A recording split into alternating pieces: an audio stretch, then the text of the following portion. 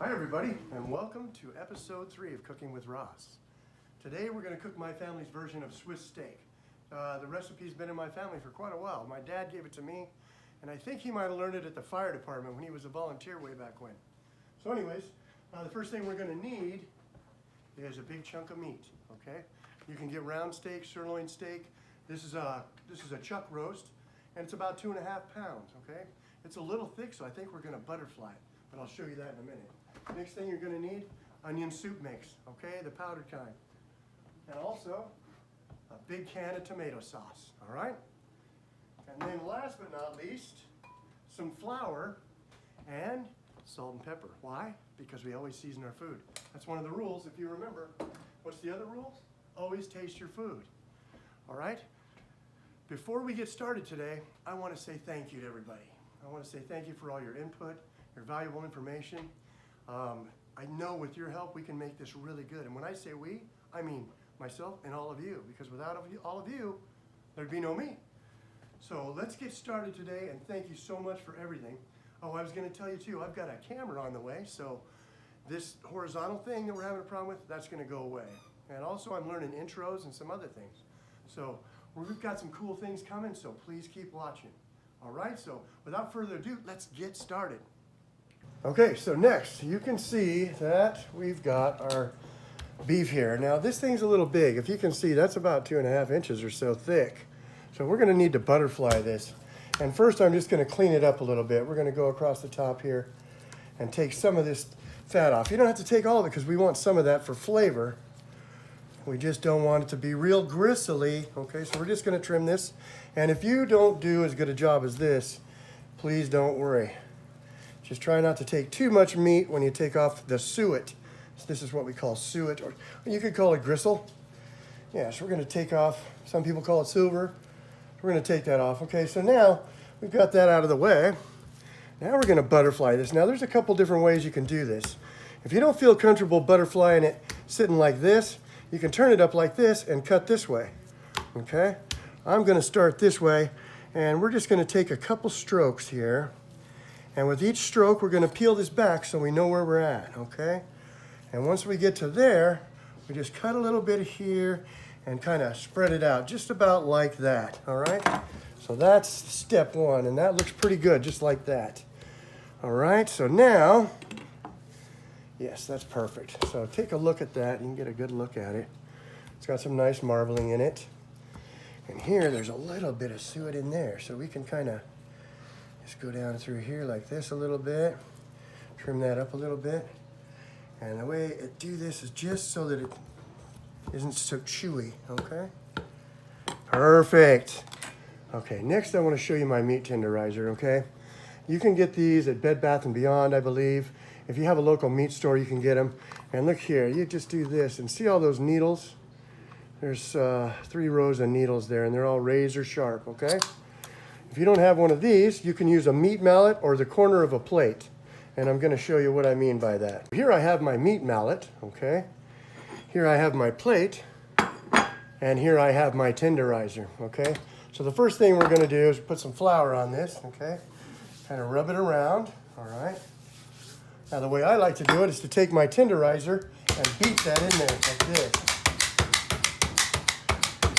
And needle it. Now, if you don't have the tenderizer, you can use your mallet and just put that flour on there and just kind of beat it in, okay? Just like that. Now, last but not least, if you don't have a meat tenderizer, the corner of your plate, okay? You're gonna put your flour on there and just beat that in, all right? See, that plate does a pretty good job, okay? Mashes it up pretty good. Then we're gonna flip it, all right? Flour the other side. Just like that, and do the same thing over here. This is kind of double duty because it does both things.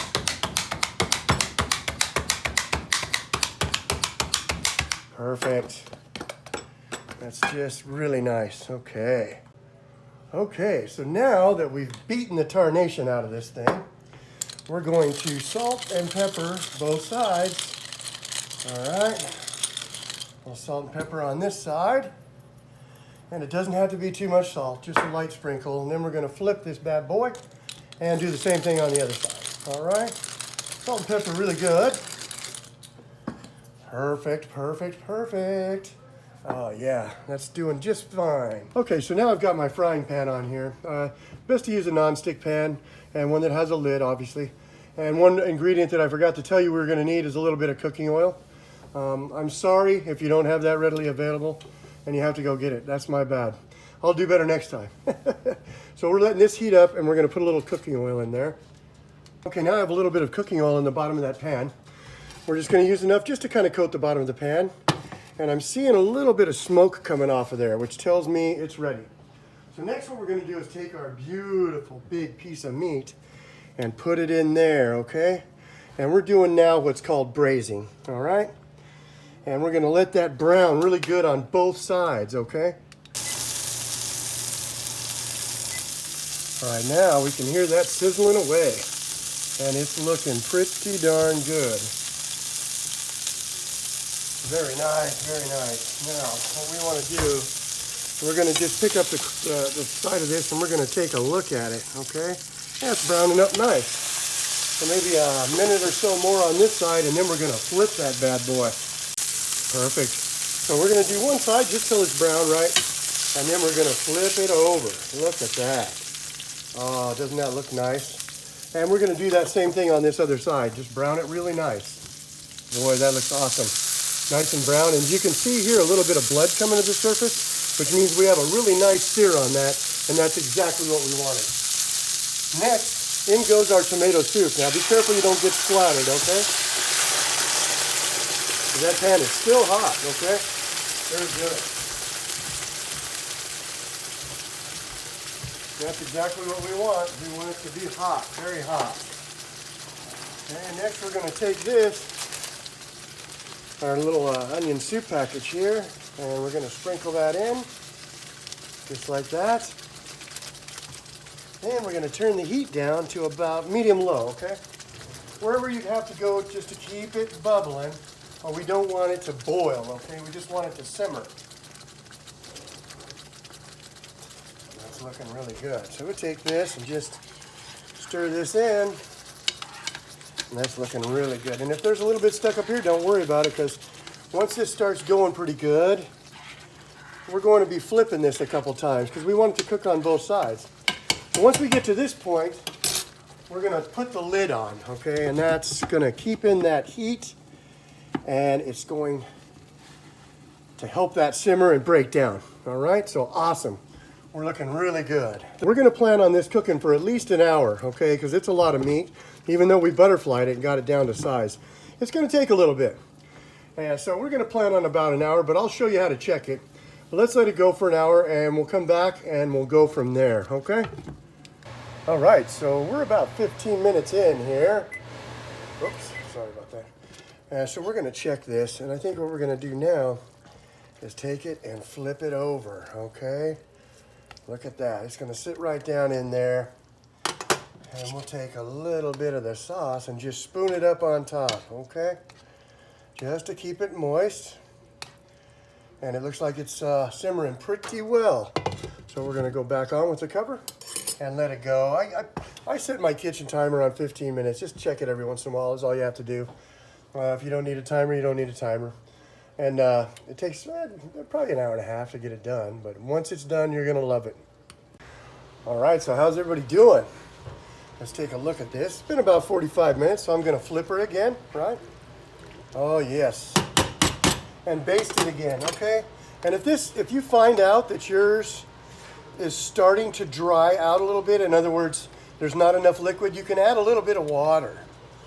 And the nice thing about this meal is it's only a few ingredients, and it's not the kind that you have to babysit. You can check on it once every, 15, 30 minutes, and it'll be fine. And you're just gonna basically cook it until it starts to fall apart. That's what we're after.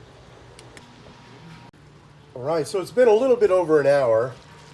What we're gonna do now is just flip it over, and we're gonna attempt to see how done it is. So we just take this fork and start digging into that a little bit. Yeah, so see there, it's softening up and it's coming along, and that's exactly what we want. Some of it's still a little tough, so we just let her keep going. And before we cover back up, we baste it again, okay? Let's baste a little bit of sauce on top of there. Oh yeah, that looks sweet. Now, if you have a crock pot, you could basically brown this the night before and throw it in the crock pot the next morning and leave it on low all day long. And when you got home, it would absolutely be done. Okay, everyone, so I'm right here about the 2-hour mark. And as you can see here, this is just falling apart. See how easy it is to pull? And that's exactly what we're looking for. Now, I'm using a chuck roast. So if you're using a sirloin or a round, they're notoriously a little thinner and they would cook a lot faster. So you probably could get this done in about an hour and a half. All right, everyone, so now plating. So what I have here is the Swiss steak, and then I made some mashed potatoes. And you use the same sauce from the Swiss steak to go on the mashed potatoes. And then I made just a little bit of sauteed vegetables there, like I made in the first episode with the chicken fried steak. Basically the same method. Okay, so you can do this so easy. And does it look good? How does it look to you guys? I think it looks good. Here, let's grab a fork real quick. And let's just take a little taste of this, just to make sure we're on the right track.